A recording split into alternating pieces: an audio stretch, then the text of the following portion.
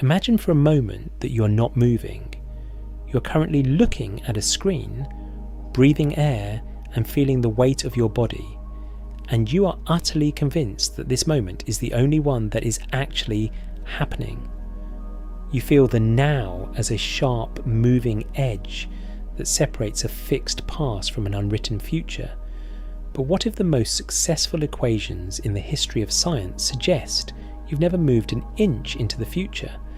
What if your birth, your first kiss, and the moment you draw your last breath aren't events that happen in sequence, but permanent locations on a map that never changes?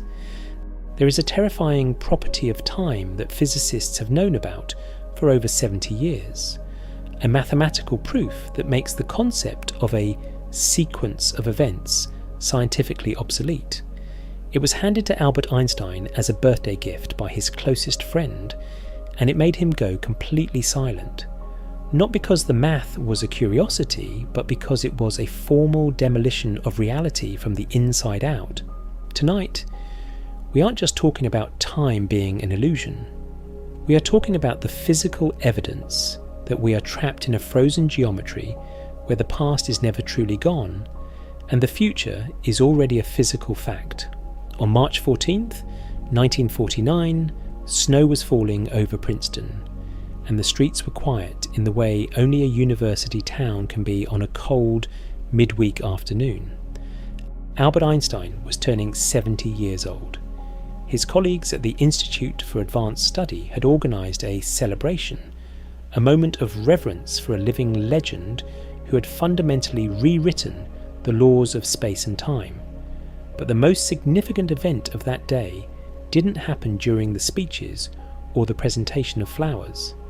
It happened when Kurt Gödel arrived at Einstein's home with a handwritten mathematical proof tucked under his arm.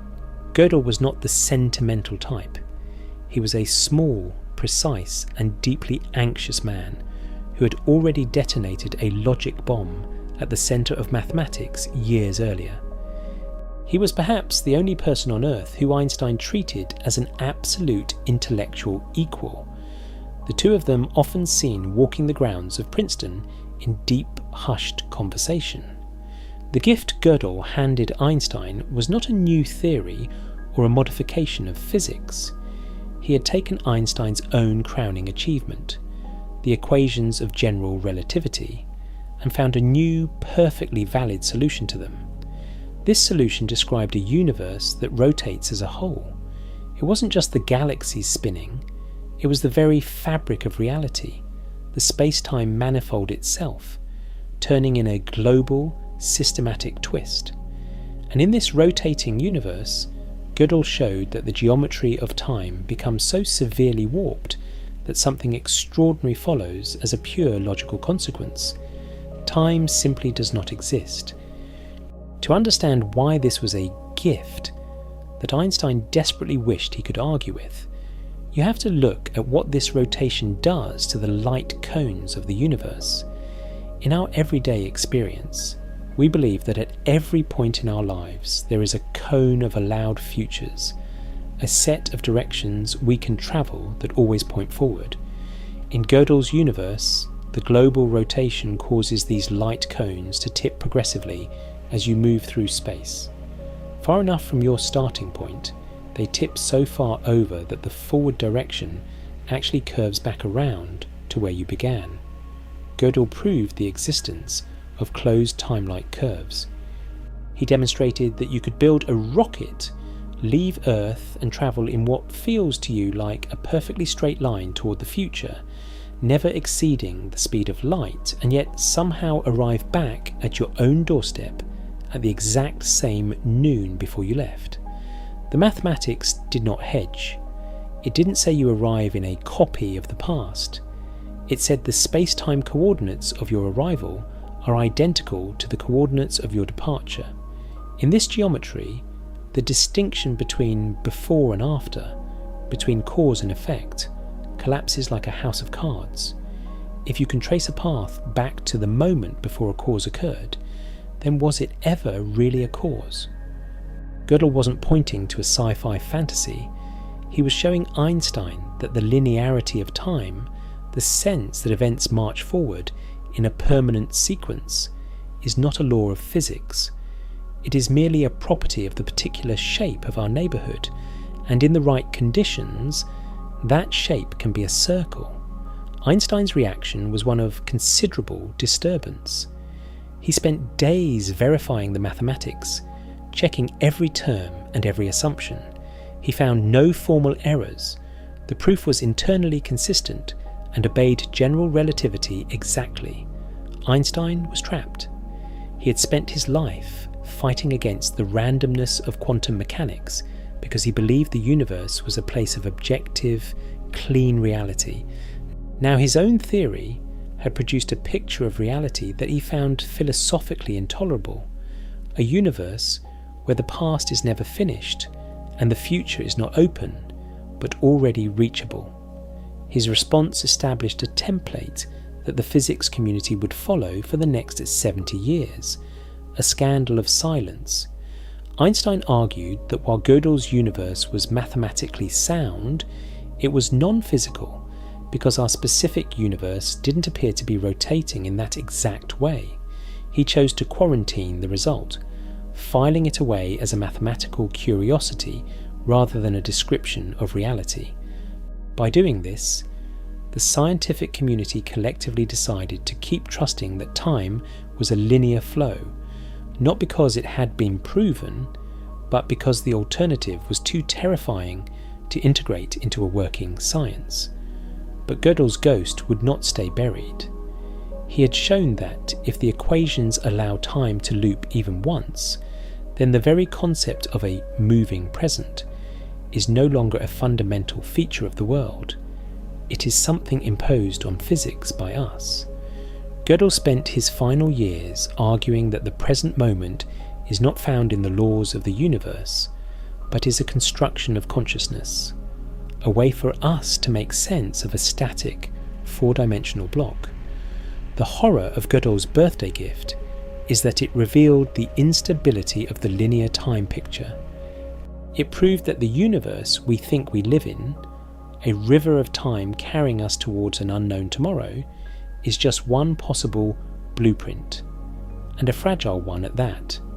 If rotation can break time, then time is not the absolute ruler we thought it was. It is an environmental, relational property that can be bent, looped, or even deleted from the equations entirely. As Einstein himself would eventually write in his final weeks, the distinction between past, present, and future is nothing more than a stubbornly persistent illusion. We are not moving through time. We are looking at a frozen pattern, and for some reason, we are absolutely convinced that it's a story. If Gödel's rotating universe was the first crack in the glass, what happened 18 years later was a total shattering of the frame. Because while Gödel showed that time could loop, a young physicist named Bryce DeWitt was about to prove that, according to our most fundamental understanding of reality, time isn't even a variable in the equation of the universe. This is the part of the story that rarely makes it into the textbooks, not because the math is wrong, but because the conclusion is so professionally radioactive that the physics community has spent the last half-century in a state of collective, polite silence. To understand the weight of this silence, you have to understand the man who triggered it. Bryce DeWitt was a man defined by a singular, grueling obsession that lasted 57 years. He was born Carl Bryce Seligman, but after facing a wave of anti-Semitism in post-war Europe, he changed his name to DeWitt, a choice that would later cost him a position at Stanford when a colleague took offense to the change. He ended up at the University of Texas, where he spent nearly 6 decades attacking the single hardest problem in science: how to marry the two pillars of physics that refuse to speak to one another. On one side, you have general relativity, Einstein's masterpiece that treats space and time as a flexible four-dimensional fabric. On the other, you have quantum mechanics, the rules of the subatomic world where particles exist in clouds of probability. In 1963, at a summer school in the French Alps, the legendary physicist John Wheeler issued a challenge to DeWitt. If quantum mechanics is truly universal, it must apply to the entire cosmos. He told DeWitt to write the Schrödinger equation, the fundamental math of quantum evolution, for the universe as a whole. DeWitt did exactly that. He took the standard rules of quantization and applied them to the geometry of space-time itself. He expected to find an equation that described how the universe changes, grows and evolves over the eons. But when the math finally settled on the page in 1967, it produced something that felt like a punch to the gut. The equation was shockingly simple. H psi equals 0. In any other context, this would be a triumphant discovery. This is the Wheeler-DeWitt equation, the closest thing humanity has to an equation of everything. But there is a terrifying detail buried in its simplicity. In the standard Schrödinger equation, there is a specific term for time, a little tt, that dictates how a system moves from the past into the future. In the Wheeler-DeWitt equation, that t is gone. It didn't just get cancelled out. The math suggests it was never there to begin with. The equation says that the wave function of the universe is static. It does not evolve. It does not change. It does not tick. The Hamiltonian operator acting on the universe equals exactly 0. In plain English, the most fundamental description of our reality describes a universe in which nothing has ever actually happened. Physicists call this the frozen formalism, and it is the ultimate scandal of modern science. If you take this equation literally, the universe is not a movie playing out on a screen. It is a single, massive, static film strip where every frame exists simultaneously and permanently. Your birth, the moment you are watching this video, and the day the last star in the cosmos goes cold are not sequential events. They are simply different coordinates in a frozen landscape of quantum amplitudes. Imagine the universe not as a river, but as a vast, unchanging library. In this library, every possible book represents a different configuration of the universe. There is a book where the dinosaurs are still alive. There is a book where the sun has not yet formed. There is a book where you are reading this exact sentence. None of these books are before or after each other. They all simply sit on the shelves, existing in a state of eternal, motionless now. When DeWitt published this in 1967, the physics community didn't find a mistake. They checked the math, and then they checked it again. The derivation was honest. It followed the rules of quantization to the letter. But the implication that the flow of time is a total fabrication of the human mind was too heavy to carry. So they gave the problem a harmless sounding name, the problem of time. They filed it away as a technical difficulty and moved on to other things, hoping the equation would eventually take care of itself, but it hasn't. For over 50 years, H psi equals 0 has sat at the centre of theoretical physics like an unexploded bomb. It reveals that the now you feel so strongly isn't a property of the universe. The universe doesn't have a now, it doesn't have a clock.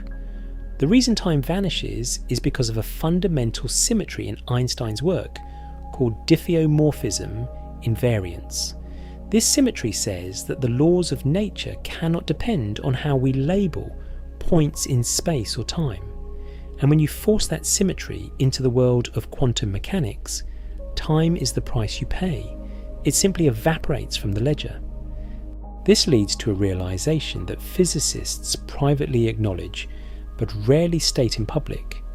If the fundamental equation of the universe is timeless, then our experience of change must be a byproduct of something else.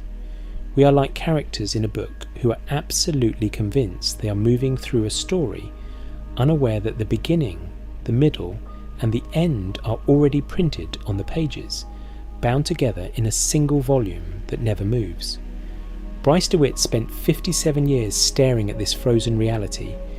He watched his children grow up, he saw his career flourish, and he eventually faced his own mortality, all while knowing that the math he pioneered said the sequence of those events was an illusion. He lived inside the story while proving the book was closed. But if the universe is truly a frozen block of every possible now, why does it feel like a river? Why do we remember the past and fear a future that, according to the math, is already a physical fact? To answer that, we have to look at a theory so radical, it suggests the entire universe is just a collection of snapshots scattered across a landscape called Platonia. If the universe is truly described by a static equation that equals 0, then we are forced to confront a reality that feels fundamentally alien to the human experience. If time isn't a river carrying us from one event to the next, then where do the moments of our lives actually go when they end? And where are they waiting before they begin? To find the answer, we have to travel to a quiet farmhouse near Banbury, England, where a man named Julian Barber spent 30 years translating Russian physics journals just to buy himself the time to think about a world without time. Barber's conclusion is perhaps the most elegant and haunting solution to the problem of the frozen formalism. He proposes that the universe is not a process, but a vast static landscape he calls Platonia. Imagine a library so immense that it contains every possible book that could ever be written, every string of letters, every coherent story, and every volume of gibberish. This is how Barber asks us to visualize the universe. In this library of every moment, there is no sequence to the shelves. There is no first book and no last book. They all simply exist simultaneously and permanently in a state of eternal, motionless now. In this landscape of Platonia, your life is not a movie playing out on a screen, but a collection of individual frozen snapshots, what Barber calls nows, scattered across the shelves of reality. This is the terrifying property that physicists rarely state plainly. The now you are experiencing right now is not moving into the future. Instead, you are occupying a single static point in a configuration space that contains every possible arrangement of matter and energy. There is a now where you are a 5-year-old afraid of the dark, and there is a now where you are an 80-year-old looking back on your life. In the math of Platonia, both of these versions of you are equally real, equally present, and they are existing right now at different coordinates in the block. But if the universe is just a pile of frozen snapshots, why does it feel so convincingly like a story? Why do we feel the rush of the wind, the passage of years, and the weight of the past? Barber explains this through a concept known as time capsules. He suggests that certain frozen configurations of the universe are complex enough to contain internal records of other configurations. Your brain, at this very moment, contains a specific pattern of neural connections that we call a memory. You think that memory was caused by an event that happened yesterday, but in Platonia, that yesterday is just another frozen snapshot sitting on a different shelf. The memory is not a recording of a past that has vanished. It is a structural feature of the configuration you occupy right now. You feel like you have a history only because your current frozen snapshot contains a map of where you think you've been. It is like looking at a single frame of a film that happens to have motion blur. The blur isn't actual motion, but a property of the static image that creates the illusion of motion. We are, in a very literal sense, static patterns in a frozen geometry that are absolutely convinced we are moving. This realization shifts the entire foundation of what it means to exist. In the standard model of reality, the past is gone, and the future is a void yet to be filled. But the law vault of modern physics suggests that the quantum field is an infinite field of possibility where all outcomes already exist as facts. It is a mirror of infinity that contains every world line you could ever inhabit. If everything is already there, then death is no longer an ending, but a boundary in geometry. When Einstein's closest friend, Michel Besso, passed away, Einstein wrote to Besso's family with a chillingly beautiful precision, stating that for those who believe in physics, the distinction between past, present, and future is nothing more than a stubbornly persistent illusion. Einstein wasn't being poetic. He was describing the block universe, the four-dimensional structure where Besso's birth and his death are both permanent coordinates. Besso, at age 20, arguing with Einstein in a Swiss cafe, has not gone anywhere.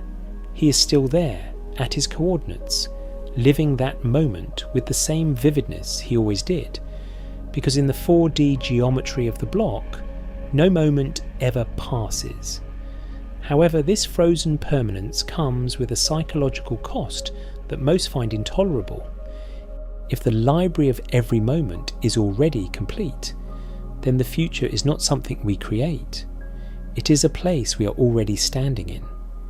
It implies that the sense of becoming or choosing is a story told by our neural architecture to make sense of our entanglement with the universe. Our brains are time machines that manufacture the experience of flow to help us survive, creating a spacious present, a 3-second window of awareness that tricks us into believing this moment is the only one that is real. But even as we sit in the comfort of our perceived flow, the math continues to scream that time is missing. We are like characters in a book who are so engrossed in the plot that we forget the book is already bound and sitting on a shelf. We fear the end of the story, not realizing that in the silent geometry of Platonia, the story never actually ends because it never actually began. Every moment of joy, every heartbreak, and every mundane afternoon is a permanent, indestructible location in the fabric of reality. The scandal of silence in physics exists because to acknowledge this is to admit that our lives are shapes, not journeys. It forces us to ask, if time doesn't flow, then what are we actually doing here? If the universe is a frozen configuration of quantum amplitudes, why did it choose a configuration that includes us staring back at it? As we move into the next chapter, we will see how the most precise clocks ever built are beginning to prove that this frozen property isn't just a mathematical trick.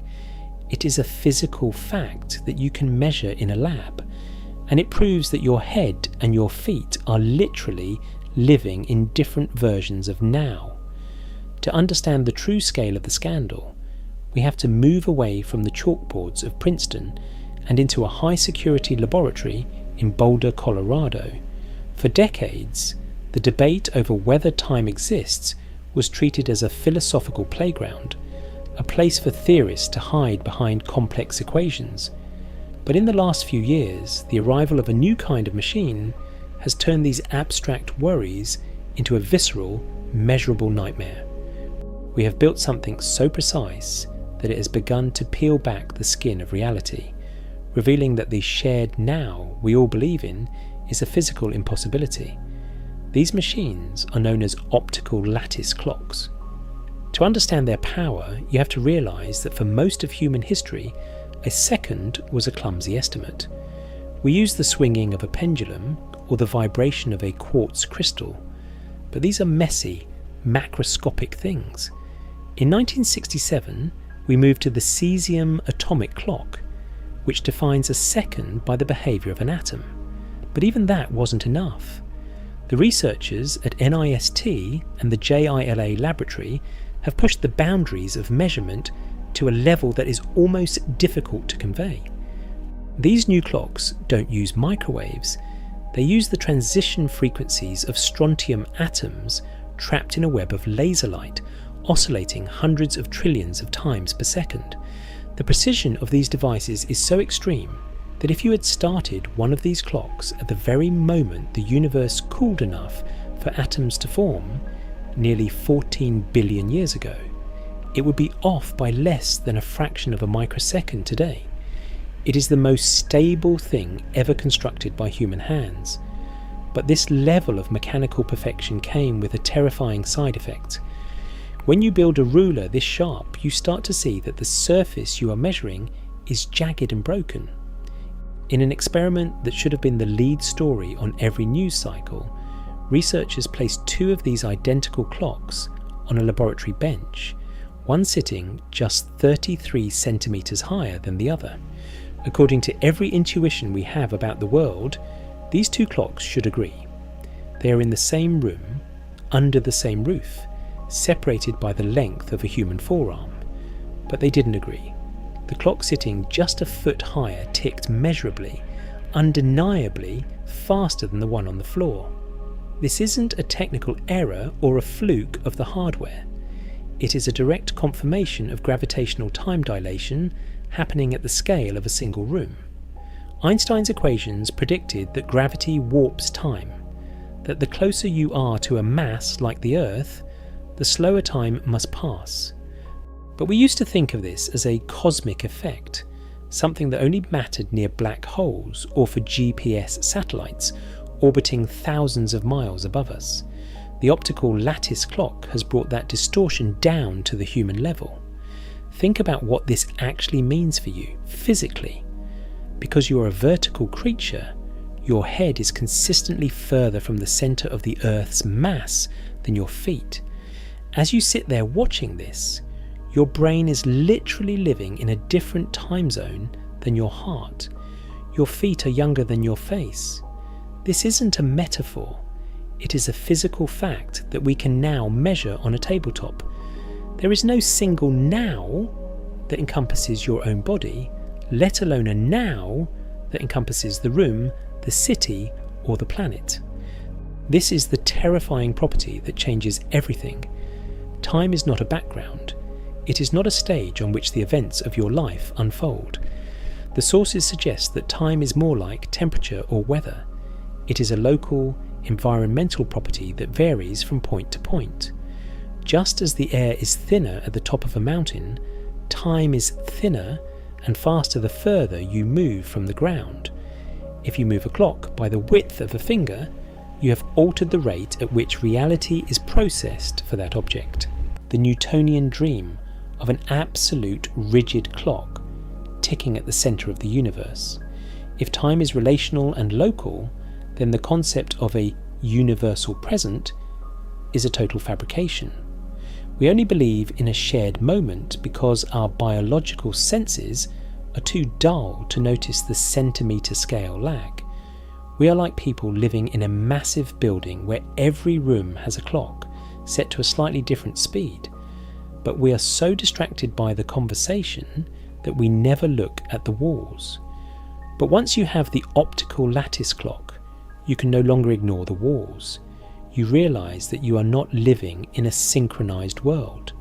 You are living in a fragmented collection of local times, each one bending and stretching based on the mass around it. This is why the equations of quantum gravity, like the Wheeler-DeWitt equation, find it so easy to delete time entirely. When you look at the universe with enough precision, the flow of time fragments into so many different local rates that it ceases to be a useful way to describe the whole. This local fragmentation leads to a deeper, more unsettling realization. If time is just an environmental response to gravity, then it has no independent existence. It is a shadow cast by matter. Some of the most obscure theories in the law vault suggest that if you were to remove all matter and energy from the universe, you wouldn't be left with an empty stage of time. You would be left with a total void where when has no meaning. Time doesn't pass in a vacuum. It only appears where there is something to distort the geometry. This creates a bridge back to the quantum law of being, discussed by researchers like Neville Goddard and Dr. Joe Dispenza. They argue that if reality is a mirror that reflects back the consciousness projected onto it, then time itself might be the ultimate reflection of our own internal state of being. In the quantum field, there is no sequence, only an infinite landscape of possibilities. Our perception of time is the delay in the 3D world, a byproduct of our focus point in the now. When you combine the mechanical proof of the 33 centimetre gap with the quantum realization that the observer shapes the outcome, a haunting picture of your life emerges. You are not a traveller on a road. You are a local disturbance in a field of possibilities, creating your own personal bubble of time as you move through space. Your now is a private, isolated event, physically disconnected from the now of the person standing next to you. We have spent centuries trying to build the perfect clock, believing that if we could just measure time accurately enough, we would finally understand the heartbeat of the universe. But now that we have finally achieved that precision, the clock has delivered a message we weren't prepared to hear. It has told us that there is no heartbeat. There is only the silent, irregular ticking of the local environment, a fragmented reality where the very concept of together is a stubbornly persistent illusion. And if time can be broken by a mere 33 centimetres, what happens when we look at the experiments proving that your decisions today can literally rewrite what happened yesterday? If the evidence from our laboratory clocks is true, if time is nothing more than a local, environmental distortion of a frozen geometry, then we are forced to look at the most famous event in the history of the universe through a much darker lens. We have been taught since childhood that the Big Bang was the beginning. We visualize it as a cosmic starting pistol, the moment the clock began to tick, and the river of time started its one-way journey toward the heat death of the universe.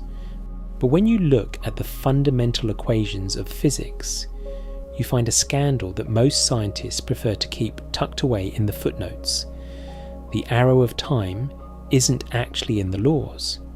If you filmed a game of pool and played it in reverse, you would immediately know something was wrong because you'd see the balls unscatter and reform into a perfect triangle. You call this the passage of time. But if you looked at the math of the individual collisions between those balls, the physics would work perfectly fine in both directions. The laws of nature are symmetric. They don't have a preference for the future over the past. So if the laws don't care about the direction of time, why do we? Why is the universe running down instead of winding up? For decades, the answer was always entropy. We were told that the universe simply started in a state of impossible, miraculous order and has been getting messier ever since. But this explanation hides a terrifying mathematical reality. To get a universe as ordered as ours, the Big Bang had to be a specific 1 in a billion chance. In fact, Roger Penrose estimated the probability of our universe starting this way at 1 in 10 to the power of 10 to the 123rd. That is a number so large that if you tried to write it out, you would run out of atoms in the observable universe before you finish the first trillionth of it. It is, for all practical purposes, a mathematical impossibility. This is where the law vault of modern cosmology offers a solution that is far more unsettling than a simple explosion. It's a concept known as the Janus point. Named after Janus, the two-faced Roman god of beginnings and transitions, this theory suggests that the Big Bang was not the start of anything. Instead, imagine it as a midpoint, a point of minimal complexity in a timeless configuration space. Picture a fountain in the centre of a square, with water spraying out in two opposite directions. If you are a drop of water in the right-hand stream, you look around and see a past, the fountain, and a future, the pool below. But if you could see through the fountain, you would realise there is an identical stream of water moving in the exact opposite direction. In the Janus point model, the Big Bang was a moment where two separate universes emerged, travelling in opposite directions along the temporal axis. From our perspective, time moves forward toward the future. But from the perspective of the mirror universe on the other side of the Big Bang, our forward is their backward. They are experiencing an arrow of time that points away from the centre, just as we are. This reframes the entire history of existence. It means that the arrow of time isn't a law of the universe, it's a structural symmetry. We feel time flowing simply because we are moving away from a central point of order. We are not travelling toward an end. We are merely half of a cosmic reflection. This leads to a realization that connects directly to the quantum law of being. If the universe is a mirror of infinity that reflects the consciousness projected onto it, then the Big Bang as a Janus point suggests that the all, the source of all existence, intended to experience every possible adventure simultaneously. By splitting time into two directions, the universe ensures that every world line is explored, and every outcome is a fact. But there is a darker implication to this symmetry. If there is a mirror universe where time moves in the opposite direction, then what we call destiny might be their history. The obscure theories provided in the sources suggest that the Big Bang was a point of minimal complexity from which many different paths of increasing complexity radiate outward. The arrow we feel is not temporal, it is structural. We remember the past not because it happened before now, but because our current now contains records that point towards that central Janus point. Imagine you are standing on a mountain peak. You look down the north face and the south face. Both slopes lead away from the summit. To a person climbing down the north side, the forward direction is north. To the person on the south side, forward is south. Neither is wrong, and neither is moving through time. They are simply navigating the geometry of the mountain. In the same way, we are navigating the geometry of the Janus point. This takes the frozen formalism of the Wheeler-DeWitt equation and gives it a shape. It suggests that the universe didn't pop out of nothingness. There was no before the Big Bang, because the Big Bang is the centre of a static, four-dimensional shape that extends in two directions. We are trapped in one half of that shape, convinced that we are on a journey toward an unknown future, while the other half of our own reality is happening in the other direction. The scandal of silence exists here, because admitting the Janus point model is true means admitting that the Big Bang was never a beginning. It was a bridge. It means that our universe is not an isolated event, but part of a perfectly balanced, timeless structure. It forces us to ask, if time is just a structural property of a two-headed arrow, then who, or what, is standing at the centre? Physicists refuse to talk about this because it destroys the narrative of evolution and progress. If time is a symmetric structure radiating from a central point, then the future isn't a void we are filling with our choices. It is a pre-existing geometric coordinate that is already there, mirrored on the other side of the Big Bang. We aren't building a future. We are merely occupying a coordinate in a landscape that was already finished. As we move deeper into this mystery, we find that this two-headed nature of time isn't just a cosmological theory. It shows up in the way we think, the way we remember, and the way we create our own reality. Because if time is a mirror, then the most terrifying property of all isn't that it's a loop or a block, it's that it has a cost. Every time you perceive a moment of flow, you are paying a debt to the universe that most of us don't even know we owe. And that debt is measured in something far more fundamental than time. It's measured in the heat of a thought. Every time you have a thought, you are paying a debt to the universe that you didn't even know you owed. We like to think of our minds as passive observers, silent witnesses to a world that would continue to tick away whether we were looking or not. But there is a terrifying physical reality buried in the laws of thermodynamics that suggests the opposite. Your consciousness is not a passenger on the river of time. It is a thermodynamic engine that is actively burning through the universe's order just to maintain the illusion of now. Physicists often talk about entropy as the reason eggs break and stars die, but they rarely mention the scandal of the cost, the fact that every act of observation, every memory recorded in your brain, and every second of awareness generates physical heat that pushes the entire cosmos closer to its eventual end.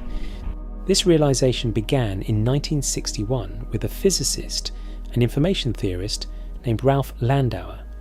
He wasn't looking for the meaning of life. He was looking at the physics of computation. Landauer published a result that should have been a headline in every newspaper on Earth, but instead it became a quietly profound secret shared among specialists. He discovered that information is not abstract, it is physical.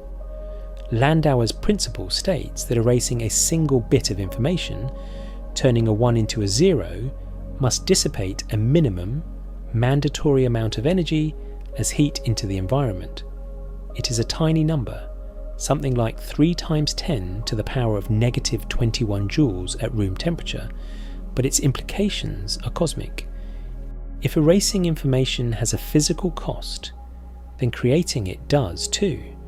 When your senses register an event, the sound of a voice, the colour of a sunset, you're writing information into the physical substrate of your brain. You are creating a record.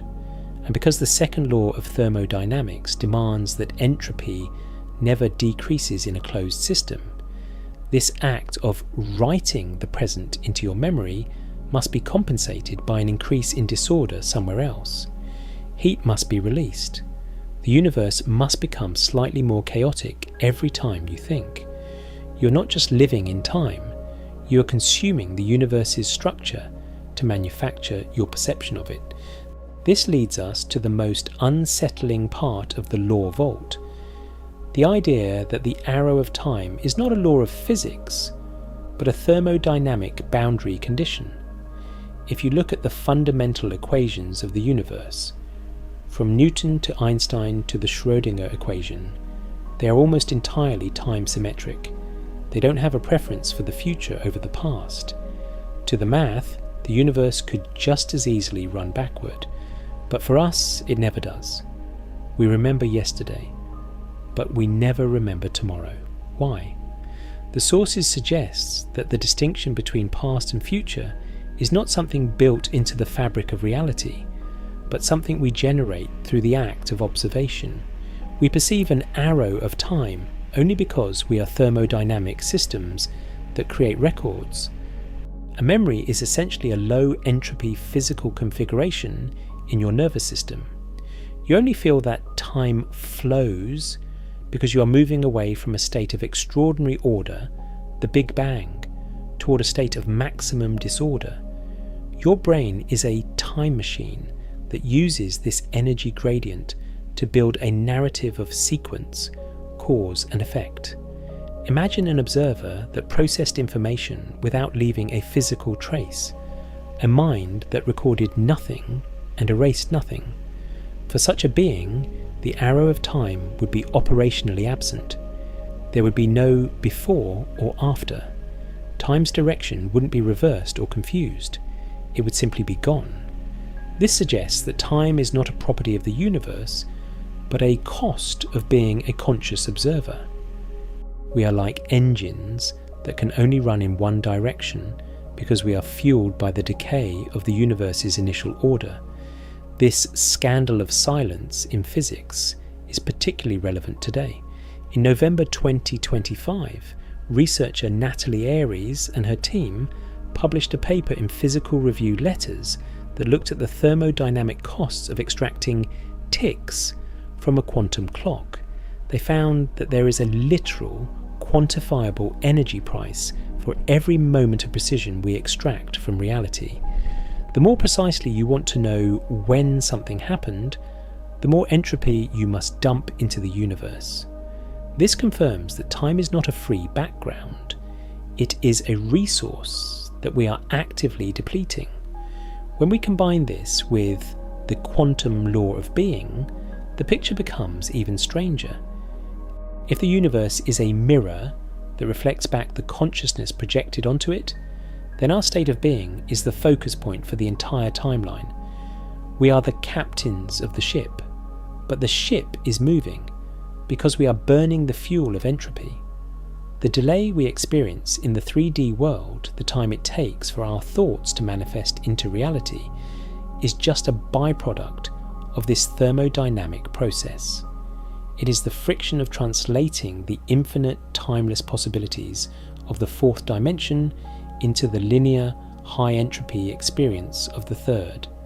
The terrifying property of time is that it only passes because we are witnesses to the universe's destruction. If we were not here to record the record, to measure the measurement, and to feel the heat of the thought, the universe would remain in that frozen, timeless state described by the Wheeler-DeWitt equation. We are the ones who break the symmetry. We are the ones who turn a static geometry into a tragic story of loss and becoming. Physicists refuse to talk about this because it places the observer, us, at the centre of the physical process. It admits that when we are is inseparable from what we are, thermodynamic machines climbing a gradient of disorder. We fear the end of time, not realising that time is a flame that is only burning because we are the ones providing the spark. We are not just watching the clock, we are the reason it's ticking. And every tick is a bit of the universe's order that we can never ever get back. As we look deeper into this mystery, we realise that if our thoughts have a physical cost, then our logic must have a physical limit. And in the next chapter, we will see what happens when that logic fails entirely. When we enter the lab and discover that before and after are not just illusions of heat, but variables that can be completely deleted by the quantum switch. Everything we have discussed so far has been an assault on the clock, a slow-motion demolition of the idea that time is a universal background. We have seen time loop in The Rotating Heavens of Kurt Gödel. We have watched it vanish from the fundamental equations of quantum gravity, and we have measured it ticking at different rates across the mere length of a human arm. But now, we have to confront the most terrifying realization of all, a realization that moves beyond the illusion of flow and strikes at the very heart of your sanity. We are about to enter the laboratory to witness the death of logic itself. We are moving into a realm where the concept of a sequence is not just an illusion, but a variable that can be completely deleted. This is the scandal of the quantum switch, and it proves that the most basic law of your reality, the law that says one thing must lead to another, is entirely optional. In our everyday lives, the universe feels like a solid, dependable chain of events. You drop a glass, it shatters. You turn a key, the engine starts. This is causality, the if-then logic that allows us to function as coherent beings. We are so convinced of this sequence that we build our entire identities upon it. But in 2015, a team of physicists in Vienna decided to test whether the universe actually requires this order. They built a device called a quantum switch, a machine designed to apply two operations, let's call them A and B, to a single photon of light. In any world that makes sense, you have two choices. You either do A, then B, or you do B, then A. But the quantum switch did something that should be physically impossible. It placed the photon into a state of indefinite causal order. The measurement proved with mathematical certainty that the photon experienced A before B and B before A simultaneously.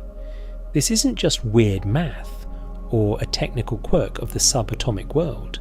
This is a formal declaration that before and after are not fundamental properties of the universe. If you can have an event where the cause and the effect are happening at the same time, or where the sequence is a cloud of probabilities, then the river of time hasn't just slowed down, it has completely evaporated. The researchers confirmed that this indefinite order is genuinely physical. You can perform measurements that demonstrate the superposition is real, showing that neither order was the actual order. This directly echoes the problem of time we found in the Wheeler-DeWitt equation. Time and the causal ordering it makes possible are features that emerge from the physics rather than being built into the foundation. But the horror doesn't stop with the sequence of events. It extends to the very permanence of the past. To understand this, we have to look at the delayed choice quantum eraser, which is often called the evil twin of the double-slit experiment. In this setup, a photon travels through an apparatus where it can take two paths. If we know which path it took, it behaves like a particle. If we don't know, it behaves like a wave, creating a pattern of interference. But here is the terrifying twist. We can wait until after the photon has already hit the detection screen to decide whether or not to look at the path information. If we choose to erase the information in the present, the photon, which already landed on the screen, suddenly shows wave behavior. If we keep the information, it shows particle behavior. It is as if your decision right now is reaching back into the frozen block of space-time and rewriting the history of that particle. The presence or absence of path information, even when decided after the fact, determines which version of reality gets locked in. This leads to a haunting question. Is the past ever truly fixed, or is it just another layer of probability waiting to be updated by an observer in the now? Some physicists suggest that what we call the past is not a settled record, but a snapshot that is constantly being reshaped by what happens in the present. It is like writing a book where you don't know how chapter 1 works until you've already written chapter 10. This brings us to the law vault concept of the quantum law of being. If reality is a mirror that reflects back the consciousness being projected onto it, then these laboratory paradoxes start to make a chilling kind of sense. The widely accepted model of a world that is separate and independent from you is crumbling. Quantum physics is arriving at the same conclusion taught for thousands of years, that this reality might not be independent at all, but is getting shaped by the observer. As the all intended for creation to experience infinite existences, it provided a mirror of infinity that responds to your state of being, thoughts, and feelings.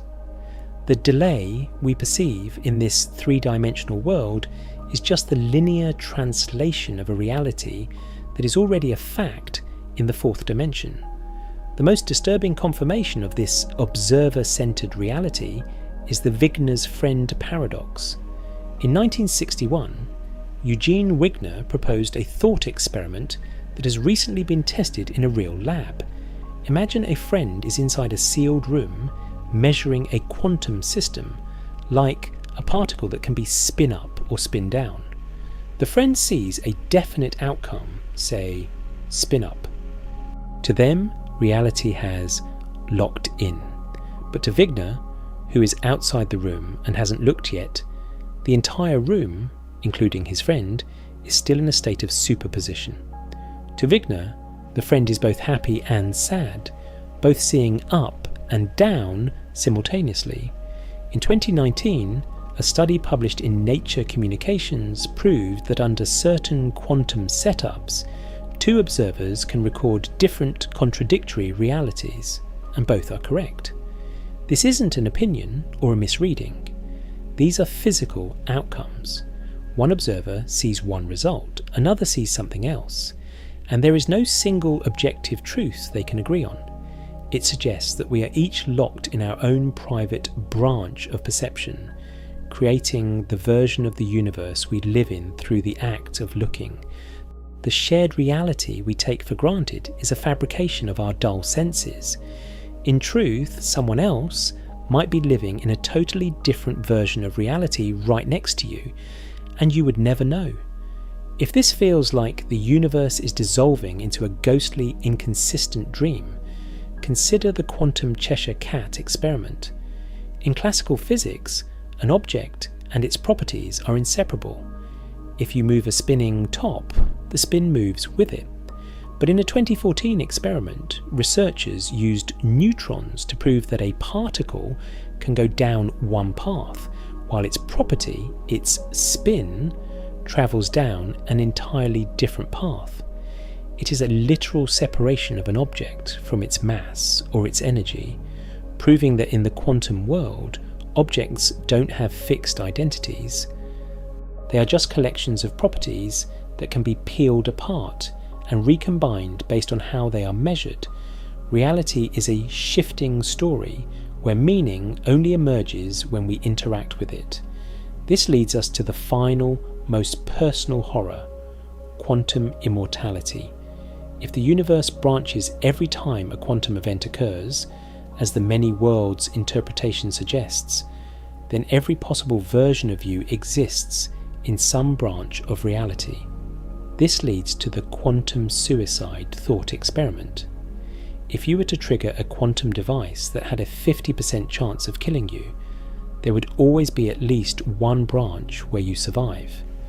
From your subjective point of view, your stream of consciousness can only ever continue in the universes where you are still alive.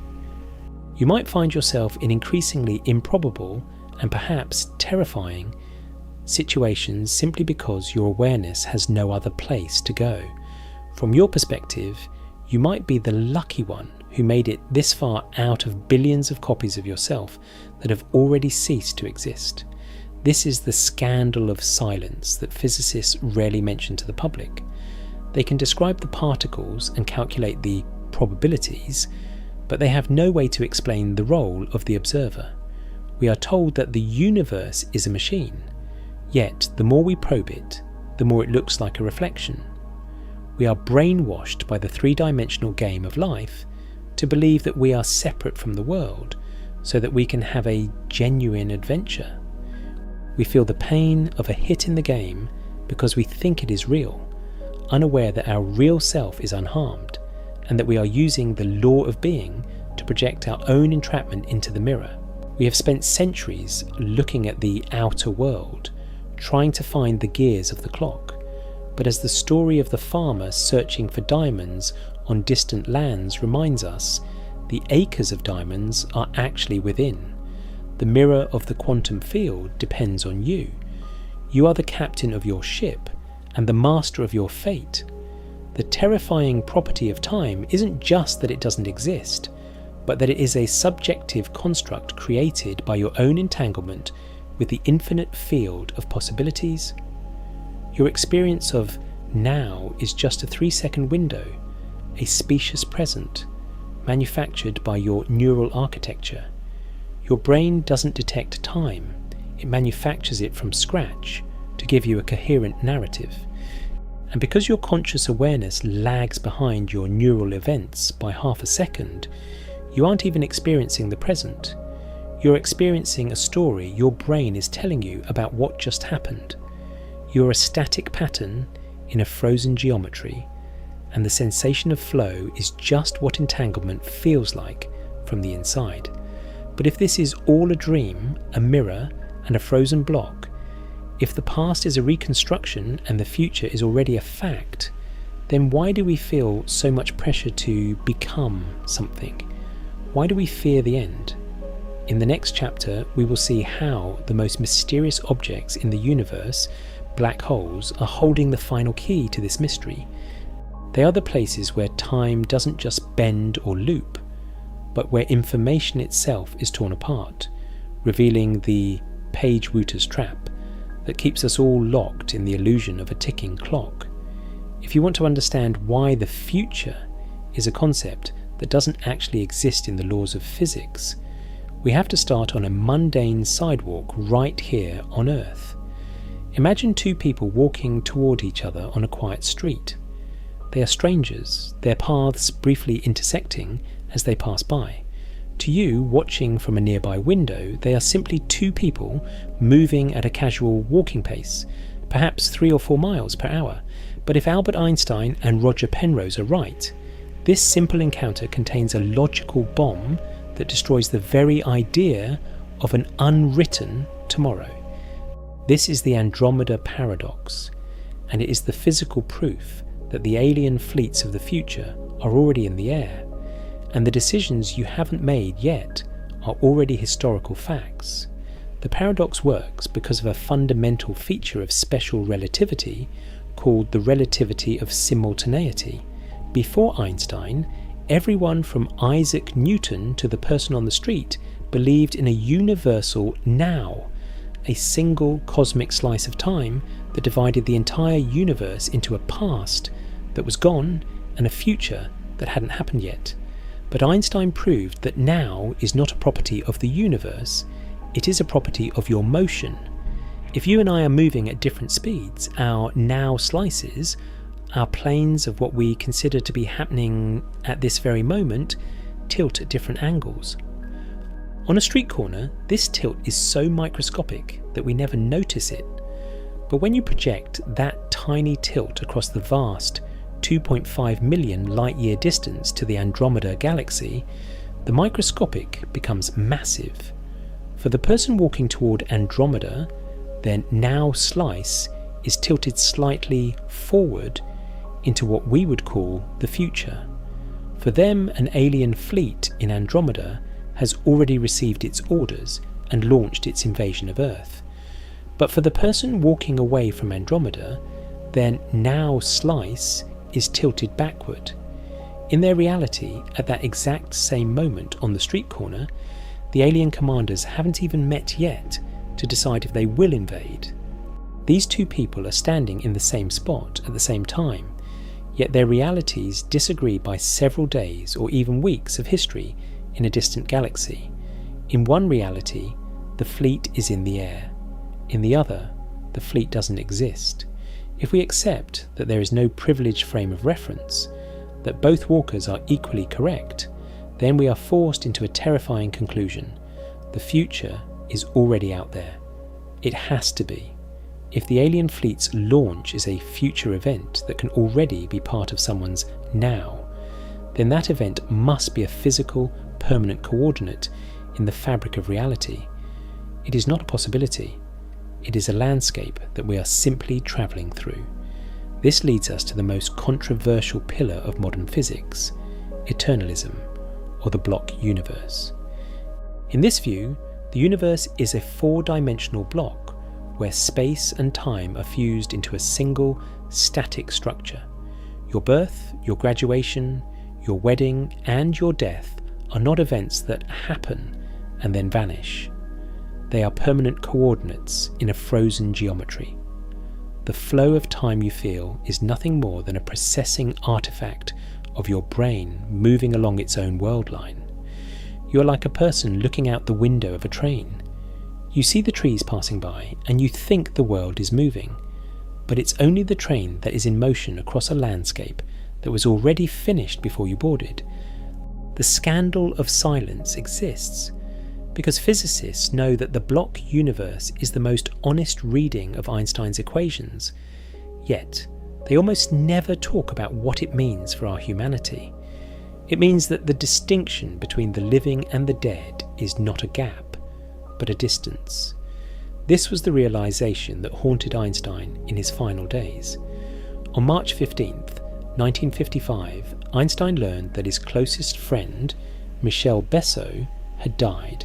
They had been friends for over 50 years, the best sounding board in Europe for Einstein's radical ideas. Einstein himself was ill and had only weeks to live. When he wrote to Besso's family, he didn't offer a standard religious platitude. He wrote with the precision of a man who saw the 4D geometry of the world more clearly than anyone else. He wrote, "Now he has departed from this strange world a little ahead of me. That signifies nothing. For those of us who believe in physics, the distinction between past, present and future is only a stubbornly persistent illusion." Einstein wasn't being poetic. He was stating a geometric fact. In the block universe, Besso's life has not been erased. His birth in 1873 and his death in 1955 are just the two endpoints of a beautiful, static shape in space-time. Besso, at age 20, arguing with Einstein in a Swiss cafe about the nature of light, is still there. He is not in the past. He is at his specific coordinates in the block, living that moment with the same vividness he always did. Nothing in the block is ever truly lost, because nothing in the block ever passes away. But this comfort comes with a heavy price: the death of free will. If the future is already a coordinate in a frozen block, then the choices we think we are making are really just our consciousness arriving at a pre-existing intersection. The sensation of deliberating between two paths is real as an experience, but the math suggests the outcome is already a fact. We are like characters in a book who are desperate to know how the story ends, unaware that the final chapter is already printed and bound. This is where the quantum law of being offers a bridge between this cold, frozen geometry and the power of human consciousness. While the block universe tells us that every possible timeline exists as a permanent coordinate, the law vault documents suggest that our state of being, our focus, our thoughts and our feelings determines which specific world line we are entangled with. The universe is a mirror of infinity that reflects back the consciousness projected onto it. If there are infinite world lines in the 4D block, your free will might not be the power to change the future, but the power to choose which pre-existing future you're going to inhabit. Physicists refuse to talk about this because it merges the objective math of Einstein with the subjective power of the observer. It suggests that the veil of amnesia we live under, the feeling that the future is unwritten, is a necessary part of the game. If we knew the block was frozen, we wouldn't have a genuine adventure. We would be spectators rather than players. The amnesia allows us to feel the hit in the game as if it's real, to feel the stakes of our choices, even though we are ultimately static patterns in a timeless configuration space. The Andromeda paradox proves that now is a fragmented, personal illusion. The block universe proves that the past is still alive, and the future is already here. And the silence of the physics community proves that we are not yet ready to face the reality of our own permanence.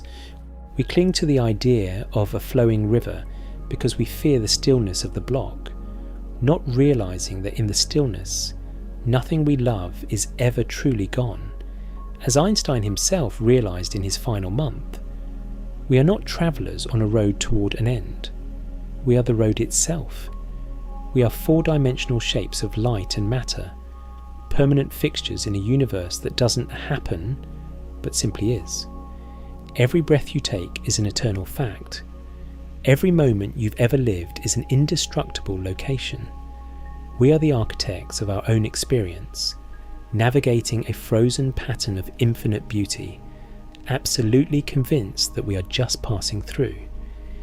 In our final chapter, we will bring all of these threads together, the loops, the clocks, the mirrors, and the blocks, to face the ultimate collapse. If time is truly a stubbornly persistent illusion, what does that reveal about the true nature of the universe? And why is the evidence of this timelessness finally becoming impossible for the world to ignore? We have reached the end of the line, the place where the math and the measurements lead to a final, inescapable collapse of everything you thought you were. If the Wheeler-DeWitt equation is the final word on the nature of reality, then you are not a traveller on a road, a being moving from a birth toward a death, or a conscious mind navigating a stream of time. Instead, you are a static, four-dimensional pattern in a frozen geometry. You are a particular arrangement of matter and energy, a specific configuration of particles embedded in a block of space-time that contains every configuration that has ever existed or will ever exist. This is the final collapse of the narrative we tell ourselves, the moment where we must admit that the universe does not happen, it does not unfold, and it does not move. It simply is.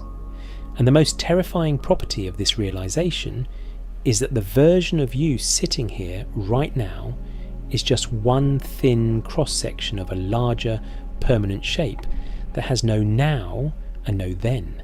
To understand what you truly are in this timeless landscape, you have to look at what quantum physics calls the mirror of infinity.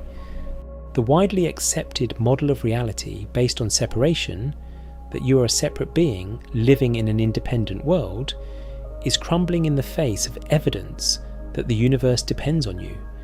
This reality is a hologram, a light matrix that acts like a mirror, reflecting back the consciousness being projected onto it. In the higher dimensions, everything you could ever be is already a fact. It is a permanent location in the infinite field of possibility. We perceive a delay in the three-dimensional world, a linear series of events that leads to a result, but that delay is an illusion of our perspective. In the fourth dimension, every outcome of your life is already a fixed coordinate. You are not creating your life so much as you are choosing which pre-existing timeline to experience. A choice made through your state of being, your thoughts, and your feelings. But if the future is already a fact and the past is never gone, why do we feel so trapped in this singular, moving now? The answer provided in the most obscure corners of the law is that we are living through a veil of amnesia. You have essentially allowed yourself to be brainwashed to play a virtual reality game, a game designed to be so authentic that when you get hit, you feel it as if it were real. If you knew it was just a game, you wouldn't be scared for your life.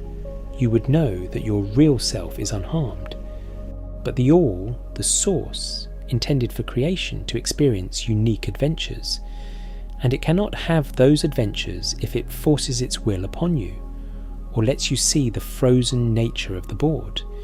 It needs you to be the focus point, the internal observer, who is absolutely convinced that the story is moving. Your brain is the hardware that runs this illusion, creating what cognitive science calls the specious present. This is a window of time, roughly 3 seconds wide, that your neural architecture labels as now. Anything inside this window feels current, and anything outside it feels past. It is a processing artifact, a quirk of how your neurons fire to give you a coherent story. Because your conscious awareness lags behind your neural events by half a second, you are never actually experiencing the present. You are experiencing a retrospective story your brain is telling you about what just happened. You're a static pattern, but the sensation of flow is what entanglement feels like from the inside of that 3-second window. This fragmentation of time is even more extreme than we realized, because as the Janus point theory suggests, our universe might only be one half of a two-headed arrow. The Big Bang was not a beginning, but a midpoint of minimal complexity from which two universes emerged, each experiencing time in opposite directions. What we call the future might be the past of a mirrored reality, a structural symmetry where every world line is explored simultaneously. And this symmetry comes with a physical cost. According to Landauer's principle, every act of observation, every memory you record, and every bit of information you process generates heat. You are a thermodynamic engine burning through the universe's initial order to fuel your perception of time. The arrow of time is not a law, but a cost of being a conscious observer in a low-entropy environment. The most disturbing evidence that the sequence of your life is optional comes from the quantum switch experiments, which have proven that A before B and B before A can happen at the same time. In the laboratory, physicists have demonstrated that indefinite causal order is a physical reality. The concept of before and after dissolves at the fundamental level. This proves that temporal sequence is not built into the foundations of reality, but is something that emerges only when we interact with it in a specific, coarse-grained way. We are each locked in our own private branch of perception, as the Wigner's friend paradox suggests, potentially experiencing different contradictory realities that are both correct within our own frames of reference. When you look at your life through this lens, death undergoes a terrifying and beautiful transformation. In the ordinary temporal picture, death is an ending, the moment your timeline stops and the lights go out. But in the block universe, death is merely a boundary in geometry. Your birth and your death are just the two endpoints of a four-dimensional shape that exists permanently in the block. The version of you at age 5, terrified of the dark, is not a former version of you. It is a current you at a different coordinate in the static geometry. The people you have lost are not gone. They are still at their coordinates, living those moments with the same vividness they always did. The separation between the living and the dead is not a gap of existence, but a distance in a frozen block. So why is there a scandal of silence surrounding these facts? Why isn't the Wheeler-DeWitt equation on the front page of every newspaper? It is because the implication is too large for the operating system of the human mind to handle. To admit that time does not exist is to admit that the flow of your life is not a journey, but a shape. It means your choices are intersections you've already reached, and your memories are just present tense structures in a static brain.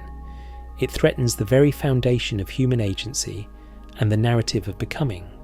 Physicists keep this in the seminar rooms and the peer-reviewed journals because telling the world that they have never moved an inch into the future is a conversation most are not prepared to have. But the evidence continues to converge from every direction. From the optical lattice clocks measuring the fragmentation of now across 33 centimetres, to the Janus point's mirrored arrows, to the thermodynamic heat of our own thoughts, we are standing on the edge of a new kind of physics that describes the universe not as a process, but as a mathematical object that simply exists. In this Platonia, every possible configuration of reality is already there, a timeless landscape of every now that could ever be. We are the witnesses who break the symmetry, the thermodynamic engines who turn a silent geometry into a story of loss and hope. We are like the farmer in the story of the acres of diamonds, searching the outer world for a fortune that was under our feet all along.